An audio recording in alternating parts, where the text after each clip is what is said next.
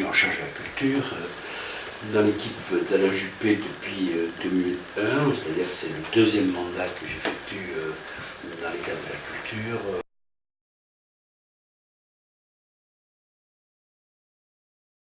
Il va choisir son équipe, et puis si l'équipe est élue, il va définir les mandats. Alors, ça se passe en fin de campagne, les mandats, les actions des uns et des autres. Deuxième temps, d'abord l'équipe est constituée, et deuxième temps, après l'élection habituellement, les cartes sont distribuées, voilà.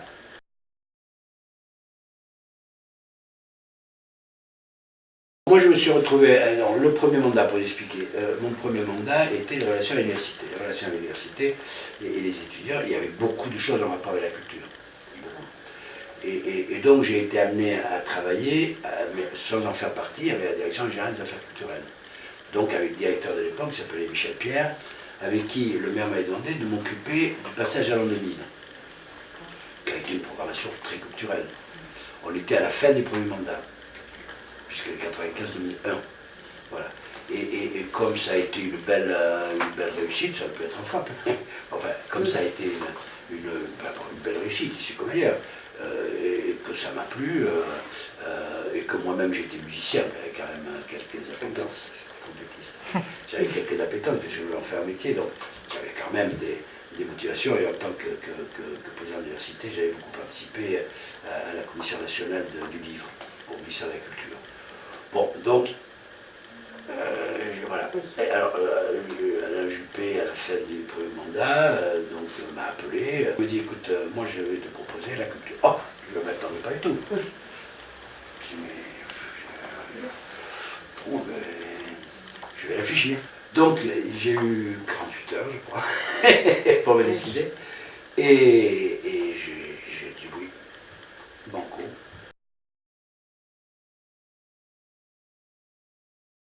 On m'a demandé de poursuivre l'activité culturelle qui a toujours existé bien sûr sur Bordeaux, avec certains musées en particulier qui sont anciens, d'autres plus récents comme le CAPC. Il y a un certain nombre d'établissements culturels qui sont l'Opéra, qui a un statut particulier, qui est une régie personnalisée. Vous savez que dans les statuts particuliers, il y a l'École des Beaux-Arts également, qui est un EPCC cette fois-ci, qui est l'établissement public de coopération culturelle, qui permet à travers un conseil d'administration d'avoir certes la ville, mais également d'autres partenaires, dans l'occurrence le conseil régional, à côté de l'État, mais il pourrait y avoir aussi d'autres partenaires publics qui souhaiteraient s'associer à la politique et à l'évolution de l'École des Beaux-Arts.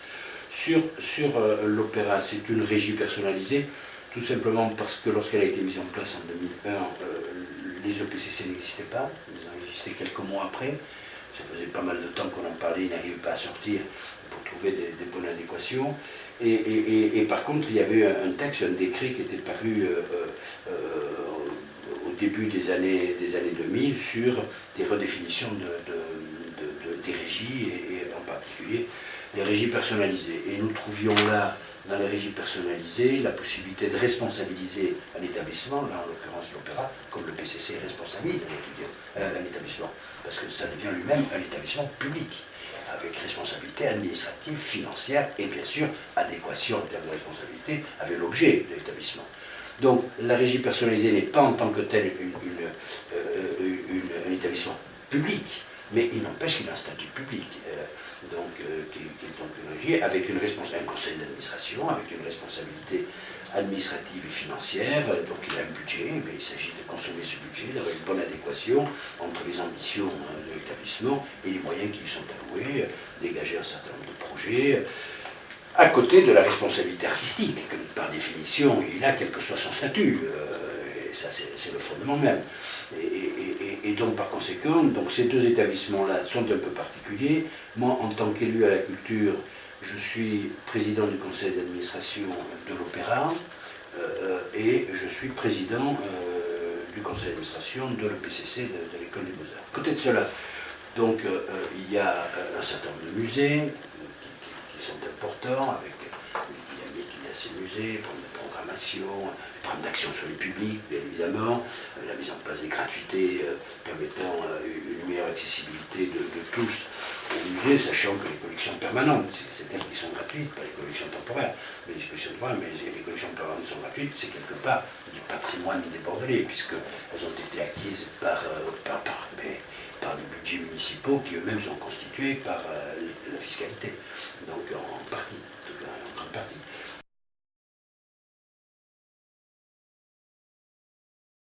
Il nous avait semblé utile, bien avant d'ailleurs que ça se définisse globalement au niveau national, qu'il puisse y avoir une gratuité sur les collections permanentes et par contre, bien sûr, la poursuite avec bien sûr des ayants droit dans les spécificités tarifaires d'un paiement d'entrée, d'un droit d'entrée vis-à-vis des collections temporaires.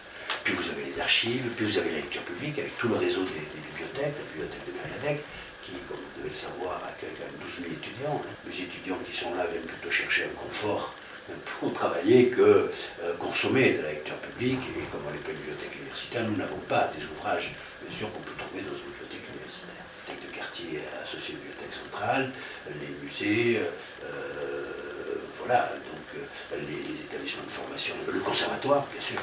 Le conservatoire est un élément tout à fait important en termes de sensibilisation, d'éducation et de préparation d'ailleurs à certains métiers d'enseignement supérieur, par le biais de pôles de formation d'enseignement supérieur, sur les formations professionnelles, qui ont été mises en place il y a peu, à l'image d'ailleurs de l'école des Beaux-Arts, qui ici elle a évolué au niveau d'un statut, qui était avant un statut municipal en EPCC, c'est pour pouvoir délivrer des diplômes au grade de master, c'est-à-dire à Bac+5, alors qu'avant c'était un diplôme municipal. Donc on s'est aligné sur le dispositif 358 pour pouvoir délivrer un diplôme à niveau master. Bon, ce n'est pas tout à fait le cas au niveau du conservatoire, puisque plus de 90% des élèves du conservatoire seront des amateurs.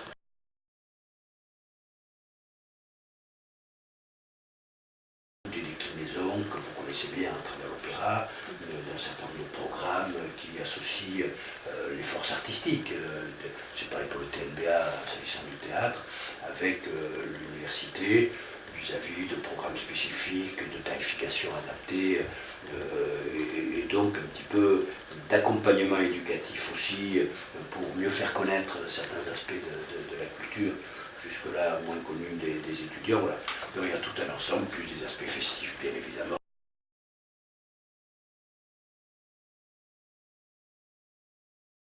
Alors vous avez deux choses, hein. Vous avez les élus et vous avez l'administration. Oui, d'accord. Vous avez les élus, vous avez un secrétaire général et l'administration. L'administration ne dépend pas des élus, elle dépend du secrétaire général, qui selon les collectivités, s'appelle directeur des services ou secrétaire général. Le directeur des services, ça veut bien dire cela, il dirige l'ensemble des services. Donc, alors, les services ont soit une direction lambda, soit une direction générale, adjointe. Donc, il y a un directeur général des affaires culturelles. Donc, est un cadre supérieur. C'est des gens qui ont fait soit la fonction publique territoriale, soit des contractuels, mais à haut niveau. Aujourd'hui, c'est Brigitte Roussel. Le budget de la ville de Bordeaux dédié à la culture, globalement, le budget global, c'est, j'arrondis, 70 millions d'euros, c'est quand même important, 70 millions d'euros, dans lesquels, bien sûr, il y a le fonctionnement et l'investissement. L'investissement, ce qui permet, on a refait la bibliothèque de Mériadec, elle s'est relookée totalement, elle a intégré, elle est en cours d'intégration d'une bibliothèque virtuelle numérique avec des accès nouveaux à des banques, des bornes de chargement, de téléchargement, avec des rubriques nouvelles sur les musiques et le cinéma. Enfin, il y a tout un ensemble de nouveaux services qui fait que la bibliothèque aujourd'hui, ce n'est pas uniquement des prêts d'ouvrages, c'est un ensemble de services que l'on va trouver pour diversifier aussi les publics avec des conditions d'accueil et d'ailleurs aussi de sessions culturelles. Il y a un auditorium, il y a un petit restaurant qui va s'installer donc à côté, qui n'est pas terminé pour l'instant, mais qui va s'installer à côté. Et très régulièrement, on a des conférences, très régulièrement, il y a des colloques, notamment avec Bordeaux 3, puisqu'il y a les métiers du livre à Bordeaux 3. Bon, voilà.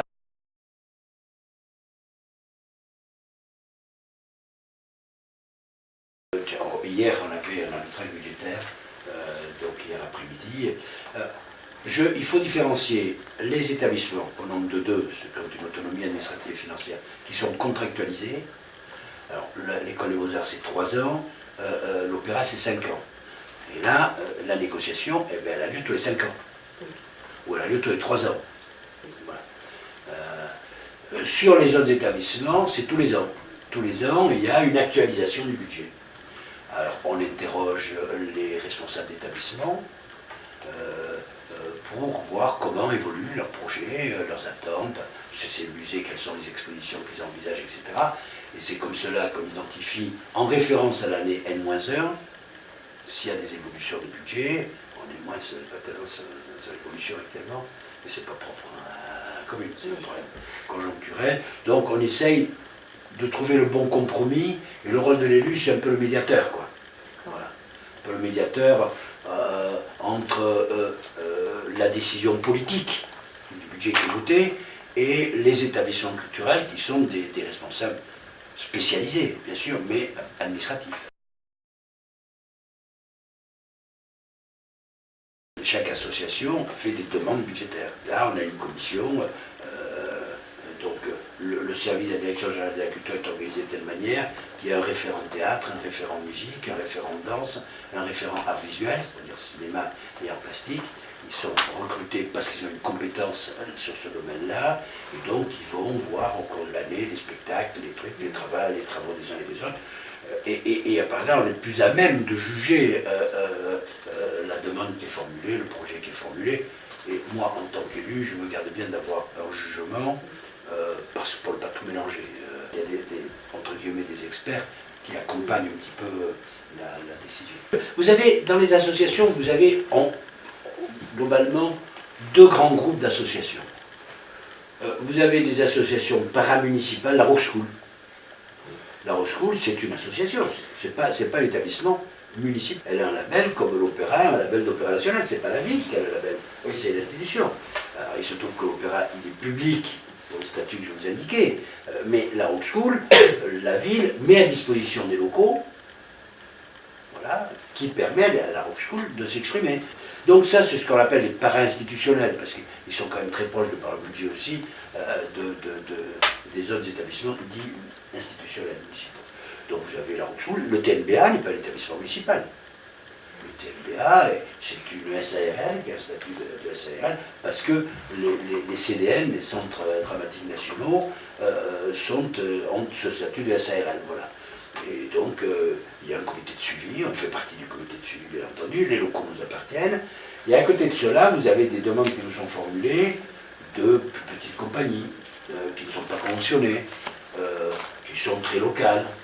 Et voilà. Et donc là, on est un peu sur le soutien récurrent parce qu'il y a des problèmes d'emploi. Et la récurrence sert essentiellement au problème des emplois. Et après, eh bien, c'est l'aide au projet. Par exemple, on a une enveloppe qui vient d'être augmentée à 500 000 euros, qui était à 150 000 euros avant, qui vient d'être augmentée à 500 000 euros pour des projets d'aide à la création. Il y a un jury qui est présidé par une personnalité du monde du spectacle qui est à Paris, qui est le responsable du 400, qui est un lieu très important associatif à Paris. Et vous avez associé à ce jury les responsables d'établissements, le directeur du théâtre, le directeur de l'opéra, les directeurs, donc voilà, qui ont chacune des disciplines. Et c'est pas l'opéra, c'est pas le TNBA, c'est pas ces trucs qui vont demander des aides à la création, ils ont leur propre budget, c'est les autres. Bon, donc par conséquent, le fait qu'ils participent au choix, c'est pour les empêcher d'avoir la tentation de déposer des dossiers, pour ne pas être jugé parti. Par contre, le milieu associatif n'en fait pas partie, pour justement qu'ils puissent déposer des dossiers.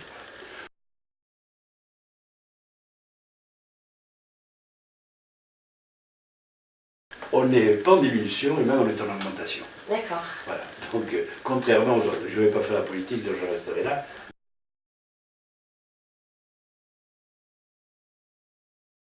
Aujourd'hui, elle joue un rôle très important. Vous savez qu'on est dans le développement durable. Aujourd'hui, tout le monde est dans le développement durable. Ça veut dire quoi? Qualité de vie, mode de vie et niveau de vie. Donc, qualité de vie, c'est l'aspect environnemental. Niveau de vie, c'est pouvoir travailler. Et qualité de vie, c'est les loisirs, c'est le vivre ensemble. Et on a rajouté un quatrième pied à ce trépied, c'est la culture, qui est transversale. Vous l'avez avec les aspects environnementaux, vous l'avez avec les problèmes des loisirs, vous l'avez avec les problèmes professionnels.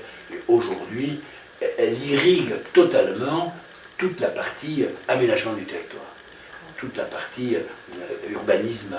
Voilà. Par exemple, je vous parlais de Bordeaux 2030 avec le projet de la métropole millionnaire. Eh bien, aujourd'hui, dans la réflexion, le milieu culturel, artistique, participe à la réflexion.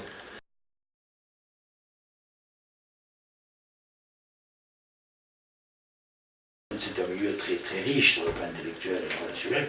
Ça va amener à rencontrer des gens que je n'aurai pas l'occasion de rencontrer. Et l'aventure de l'opéra a été pour moi une très belle aventure. D'abord faire évoluer le statut, donc c'était un beau challenge, sur un milieu qui avait besoin, entre guillemets, de professionnaliser ses modes d'action en termes administratifs et financiers, ce qui n'était pas le cas avant, puisque c'était les services de la ville. Mais pour moi, il y avait toujours une adéquation entre qu'est-ce qu'on veut faire, est-ce qu'on a les moyens de le faire, donc si on voulait. Et donc ça a été un très bel accompagnement.